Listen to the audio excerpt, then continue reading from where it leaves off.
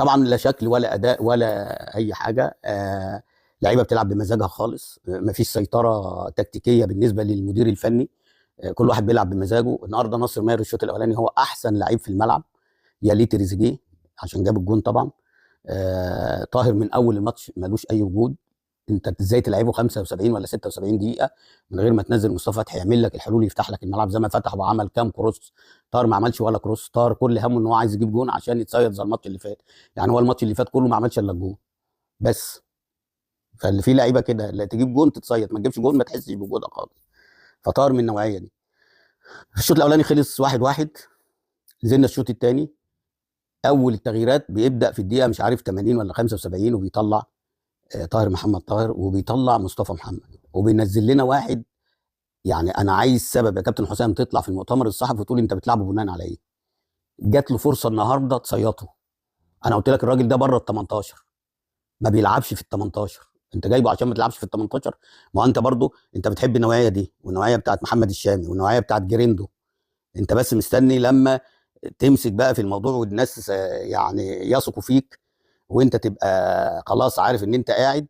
انا بقول لك هتضم محمد الشامي وهتضم جريندو مع اسامه فيصل، ومش هنشوف لا مصطفى محمد ولا هنشوف مصطفى فتحي ولا هنشوف اللعيبه اللي عندها حلول اللي هي ممكن تصيطك. يعني انت النهارده مثلا لو قفشه مع ناصر ماهر في نص الملعب والاثنين بيعملوا تريكات، هيخلوا شكلك حلو حتى لو تعادلت.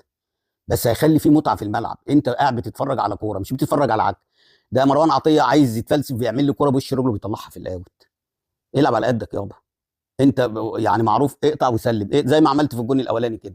قطعت الكوره وسلمتها جبناها جول. هو ده دورك وتشكر عليه. هتعمل لي بقى حريف وتعمل لي بوش رجلك وكعب رجلك وانكر رجلك، تعالى قابلني. وطبعا كل ده المدير الفني قاعد بره ولا شايف ولا داري ولا. المفروض ان انت فرقه زي دي الشوط الثاني من اوله ابدا اغير مصطفى فتحي على زلاكه. نشط اول تغييرين يطلعوا مرموش و... وطاهر محمد طاهر. اول تغييرين كانوا لازم يغيروا، وتنزل زلاكا وابراهيم عادل ما عنديش مشكله. نزل مصطفى فتحي وزلاكا ما عنديش مشكله. نزل ابراهيم زلاكا وابراهيم عادل ما عندناش مشكله. بس نحس ان في جديد في الملعب، نحس ان انت واقف صاحي. فانا مصمم على اسامه فيصل. انا ما اعرفش ده بيتاخد منتخب اذا كان ما جابش جون. وانا قلت الكلام ده الفيديو اللي فات، ما جابش جون مع الفرقه بتاعت البنك الاهلي في الماتشين بتوع الدوري. واحد زي ناصر منسي جايب بطوله السوبر الافريقي وجايب هدفين في الدوري في ماتش البنك الاهلي وماتش سموحه، وعامل ضربه جزاء كمان في البنك الاهلي. يعني هو يعتبر احسن فيرود. يليه على طول صلاح محسن بتاع المصري. ولا هم لازم يلبسوا فانيلا حمراء يا كابتن حسام عشان انت تضمهم؟ لازم يلبسوا الفانيلا الحمراء؟ انت بمجرد ما طاهر جاب جون ولا جونين في ماتشين قمت جاي ضمه منتخب وبتلعبه اساسي. طب وناصر منسي ده اللي انت بتلاعب عليه حاليا مصطفى محمد اللي هو مش في الفورمه عشان ما بيلعبش في فرنسا، وبتلعب عليه اسامه فيصل اللي ما بيجيبش جوان ولا بيعمل اجوان. قول لنا بقى انت بتلعبه بناء على ايه؟ فالاختيارات برضو فيها شبهه كده، ان فيها مجامله فيها حب وكره يعني. نرجع مرجوعنا تاني. الاداء كان سيء جدا، وكل دي مع فرق ضعيفه جدا. ما بالك بقى لما انت تلعب المغرب بقى وتلعب الجزائر وتلعب تونس وتلعب السنغال وتلعب الكاميرون وتلعب الفرق بقى الافريقيه اللي هي بجد، ونيجيريا والفرق دي. هنعمل ايه وانت هنا مع الفرق دي يا كابتن حسام؟ لايص وخايف وبتجامل. يعني ما يحسب لك النهارده ان انت لعبت شوبير. وانا لما اتسالت المره اللي فاتت قالوا لي شوبير ولا عواد، قلت لهم لا شوبير. لان عارف ان شوبير برغم ان هو ما بيلعبش بس هيرجع يبقى فورمه وهيبقى كويس. وبيني وبينك مش عايز اظلم عواد، لان لو جون زي اللي دخل في عواد دوت كانت اللجان اشتغلت عليه. وانا مش عايز اللجان تشتغل عليه. هو مش عايز يلعب الا لما يكون يعني في بينه وبين مدرب حراس المرمى سعفان والجهاز الفني يبقى في رضا وفي ثقه وفي طمانينه منهم. لان هو عواد عارف ان هو بياخدوك مالي عدد. انا واثق من الكلام ده. وبينضم لان سعفان عايزه. بس انت طالما سعفان عايزه لازم تلعبه. لانك انت في فتره من الفترات طلعت قلت ان الشناوي مصنوع مش موهوب. فهو لما بيقف وانا عارف ان دي مش قناعاتك، انا عارف وواثق وانت عارف الكلام ده يا سعفان، بس انت مغلوب على امرك. لان اللي بيدير حسام حسن. فشكل المنتخب وحش جدا سيء جدا. مفيش اي بصمه للمدير الفني بالامانه. وسيبك بقى من الهاكس بتاع كل اللي يطلع يقول لك ايه، لا ده بيقدم لنا لعيبه اهو. جايبين احمد نبيل كوكا من المنتخب الاولمبي، ده محمود صابر من المنتخب، ده محمود صابر ده بقى له 4 سنين مكسر الدنيا. بس احنا عين المدربين هي اللي وحشه. هتقول لي ما هو واخده اصلا برضه كمالة عدد. يعني واخده بس عشان يقولوا ان هو ضامن لعيبه المنتخب الاولمبي. انما هو ما عنده، يعني هو النهارده يلعب بمحمود صابر ولا طاهر محمد طاهر؟ المفروض يعني، المفروض هو اللي كان يلعب مكان تريزيجيه محمود صابر وجنبيه مروان عطيه وقدامهم يبقى ناصر ماهر. انما برضه في لغز في التشكيل، في مجاملات، في سنه كده، في سنه، وما حدش يقول لي لا ما بيجامل، لا بيجامل، بدليل ان اخوه طالع في المؤتمر الصحفي من قيمه يومين ثلاثه، طالع يقول لك اللي هو قلب الاسد اللي احنا بنقول عليه اللي ما بيخافش، طالع يقول لك اصل في لعيب الفتره الاخيره ملوشه معاه وان هو سرح شويه وبعد شويه، بس المنتخب مفتوح للناس دي ان هي ترجع. ترجع ايه يا جدع؟ ترجع ايه يا جدع؟ ده الراجل اصلا ما رضيش يسلم عليكم في ماتش من الماتشات وخلى شكلكم وحش قوي، وانتوا الدكوره اللي الاسود اللي انتوا واقفين على الخط اللي اي حد يخاف منكم طلع ما سلمش عليكم وطنشكم، ورغم كده طلعت انت يا اللي عامل فيها قلب الاسد وتقول لي اصل بصيت في وش لقيته القطه السيامي ولا لقيت اللجان. لما بصيت في وشه لقيت اللجان هتنفجر في وشك، فعشان كده ما اتكلمتش، فانت بتقول القطه السيامي فخفت وتراجعت، ودلوقتي بتقول المنتخب مفتوح. ما الراجل سبك ومشي لما عرف ان هو قاعد احتياطي، ان هيقعد احتياطي سبك ومشي. ده اللي زي ده ما يخشش منتخب مصر تاني. امال فين بقى الذكرانه بقى والقوه والاسود والهاو ما بنخافش وما هاو بتتنطوا هنا فين؟ ده لازم يبقى عبره، عشان ما فيش حد يجي بعد كده يقول لك انا مش هلعب، لا انا السلام عليكم ماشي، وتيجوا ترجعوه تاني. ده عيب في حقكم. يعني لو عملتوا كده انتوا بتاكلوا عيش وخايفين من اللجان. لو انتوا رجعتوا الراجل ده تاني، انت عندك ناصر ماهر قده 100 مره وعندك قفشه قده 100 مره، ها؟ ولا اللجان هنا انتوا خايفين منها وبتعملوا لها حساب؟ فبصراحه حاجه تحزن يعني. على العموم يعني مبروك ان احنا صعدنا ومعناش فرق، يعني احنا سواء في تصفيات كاس عالم معناش فرق، في تصفيات كاس الامم الافريقيه معناش فرق، فالحمد لله ان احنا صعدنا. لان المفروض لو جبت منتخب الناشئين يكسب الفرقه دي بوجود حسام حسن المدير الفني العالمي، لان احنا مصر نكسب اي حد. ودي فرقه انا بقول لك اوزانهم كلهم اراهنك، ده طن، ده كل واحد شايل لحمه قد كده، ما بيعرفوش. ده هم عشان وقفوا انت مش عارف تعمل حاجه، دماغك اتشلت ومش مش قادر تنزل مصطفى فتحي من بدايه الشوط الثاني، وزلاكا يعملوا لك يسحبوا لك الفرقه ويبداوا يجددوا نشاط الفرقه.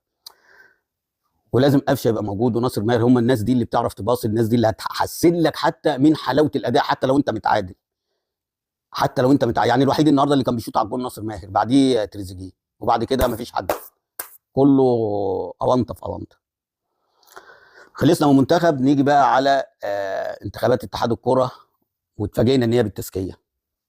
ليه؟ مش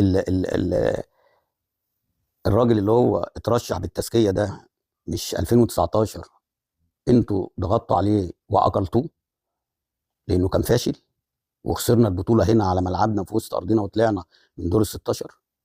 طيب هل ان في الاربع خمس سنين دول هو قدر يلم نفسه ويطور نفسه؟ ده حتى كمان مع كل الاحترام الناس اللي جايبهم محدش يعرف عنهم حاجه. الكره المصريه الفتره اللي جايه دي هيبقى اخبارها ايه يا كابتن هاني؟ كابتن هاني ابو ريده قول لنا انت الكره المصريه هتطور فيها ازاي؟ يعني برضو الناس اللي هي موجوده هتفضل هي الناس اللي هي في لجنه المسابقات ولجنه الانضباط ولجنه الحكام وكل الفساد اللي انت شايفه ده كله هتسيبه زي ما هو، ولا انت هتيجي تصلح؟ خدت خبره في الخمس سنين اللي فاتوا دول وهتيجي تصلح الكره المصريه، ولا انت جاي لهدف عشان بره، عشان الكاف وانتخابات اتحاد الكره الافريقي؟ انت واخدنا سلمه يعني عشان تطلع؟ طب وانا عايز اعرف يعني انت خدتها بالتزكيه ليه؟ هو حضرتك ما فيش الا انت في مصر نلف نلف نلف ونرجع برضه نجيب الناس؟ ما انتوا مشيتوه اقلتوه. طب قدر الراجل ده فشل، يعني الراجل ده فشل، وانا سامع ان هو جاي 3 شهور وهيمشي وهيجيبوا حد تاني. طب ذنبنا احنا ايه؟ ذنب الجماهير اللي هي بتتعذب دي ايه؟ يعني احنا الحمد لله وصلنا افريقيا، الحمد لله وصلنا كاس عالم. انت هتعمل ايه عشان تطور الفتره اللي جايه ويبقى شكلنا حلو في كاس عالم، وان ان شاء الله ننافس على البطوله الافريقيه؟ لا قدر الله ما خدناهمش هتمشوه تاني؟ لا قدر الله ما خدناش بطوله الامم، يبقى هو كده فشل، يبقى كده هتمشوه تاني؟ ولا هتمشوا المدرب، ولا هتمشوا اللعيبه، ولا عايزين نعرف ذنب جماهير مصر ايه؟ احنا المظلومين، المظلومين اللي هم جماهير مصر اللي بيشجعوا مصر من قلبهم بجد.